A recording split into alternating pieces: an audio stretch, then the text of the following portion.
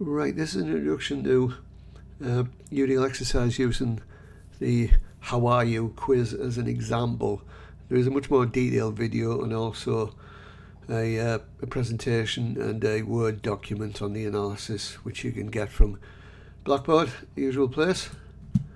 That's what we're going to have a look at. We're going to do some general looks at the UDL tool, talk about the toolkit a bit, and then talk, that should be UDL, not ULD, but never mind.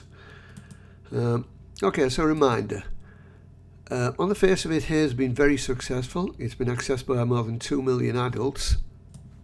We mentioned health literacy is defined here in a previous lecture. The here access number may need to be considered in that context. This report on improving health literacy is not directly accessible to users of assistive technology, as is noted here. That might include text-to-speech. A tool is increasingly widely used in many contexts and often used translation facilities. Click on the image if you want to know more about assistive technology, which is sort of relevant to the area which we're talking about here. Here are the 10 main languages spoken in English, England and Wales at the time of the last census, which was nearly 10 years ago. Next one is due next year, 2021. Most of the sources cite these data, which are likely to have changed somewhat since then, but the general picture remains true.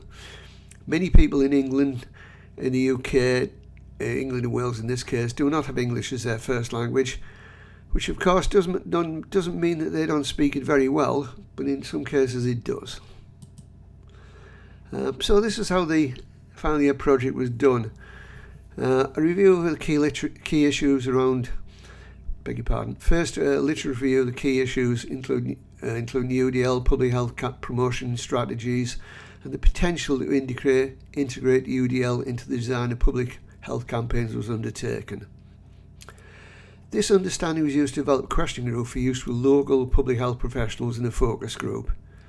The concept of UDL was introduced and practical issues discussed. Issues raised were analysed in detail, and a toolkit to help public health professionals develop materials to help design campaigns was developed. There's quite a lot of enthusiasm around the time. Obviously, public health has been under a lot of strain since then. You will be using a slightly updated version of a toolkit with your assignment, and it may be we will develop the toolkit further as we go through the assignment. This is one of the outcomes of analysis done on population risk, barriers to health literacy and possible outcomes. You can pause the video or look at the slides in the presentation and have a think about some of the issues. Note that the key overall outcome is associated with health literacy. And if we achieve health literacy, we potentially produce a range of beneficial outcomes. Low health literacy is correlated with high mortality, increased hospitalisation, low levels of health, less ability to control chronic disease. That should be medication errors. So have a review of this and think about any issues that are raised. So a couple of looks at H, how are you? First from a quick review of some of the questions and where they are presented. This screen-only quiz with no audio cues to support people who may be visually impaired. It's only available in English, which is an issue for non-English speakers. For many people from whom English is their second language may have difficulty understanding colloquialisms or idiomatic phrases such as really knackered or totally wound up or over the moon. There is also perhaps an issue where I put the slider, both in terms of how it's used, some people may have issues with that, but also where to place it. Also how valid is, how are you feeling right now? If you've just done a 10-mile run or a long day at work, you might feel very tired, but this may not be your normal condition. Also, the question does not account for people with mobility issues.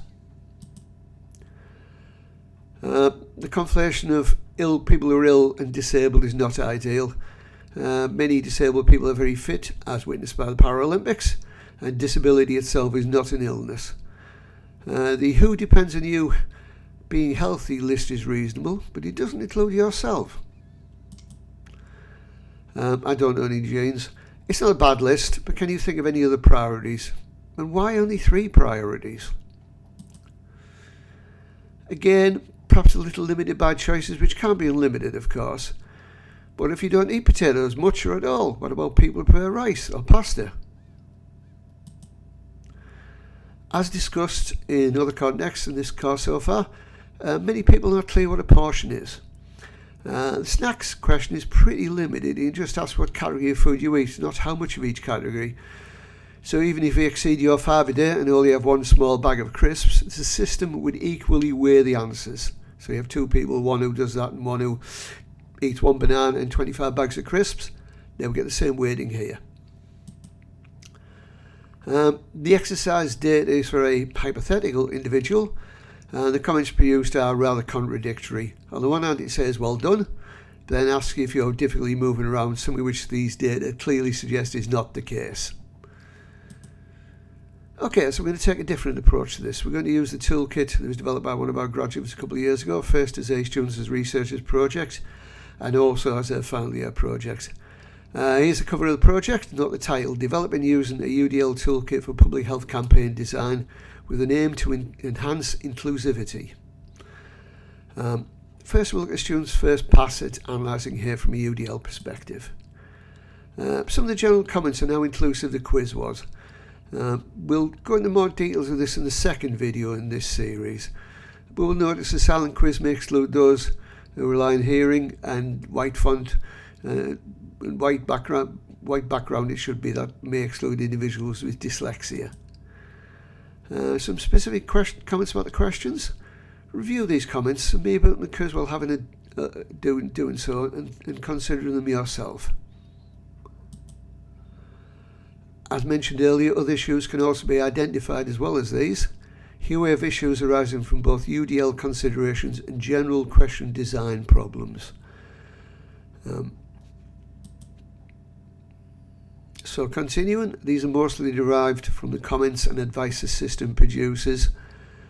So have a read of them and have a think about them in the context of what you got when you ran through the HARE questionnaire. At the front of the first HARE page, a link to an accessibility statement can be found. This leads to a statement acknowledging a range of issues, some of which relate to UDL type considerations. The statement has been updated recently, however, to the best of my knowledge, HARE itself has not significantly changed since its inception. Okay, so the UDL toolkit. This is information from the student project. A slightly revised version will be used for the exercise and is available in learning materials. The toolkit is in the document L02a NH UDL toolkit.docx. We may look at implementing this as Microsoft Forms questionnaire later in the module. It's always better to collect data in such a form rather than individual documents. Look at the campaign you want to analyse and review the questions first on a yes-no basis. In some cases you may not be able to make a decision, and that's fine. Just make a brief note in the comments for that question. Later, you should repeat the process, but this time add short justifications to your decision to the comments for each question. You should have a little bit of time between the two steps here. You don't need great detail here, just a sentence or two to explain your decision. Later, you'll be asked to produce a short summary, but we won't worry about that now. We'll talk about that later in the context of scientific writing. So, beyond this, there is another video reviewing HARE using UDL as an example. So it's linked here, it's also linked in the notes and in Blackboard and everywhere else. Okay, thanks for listening.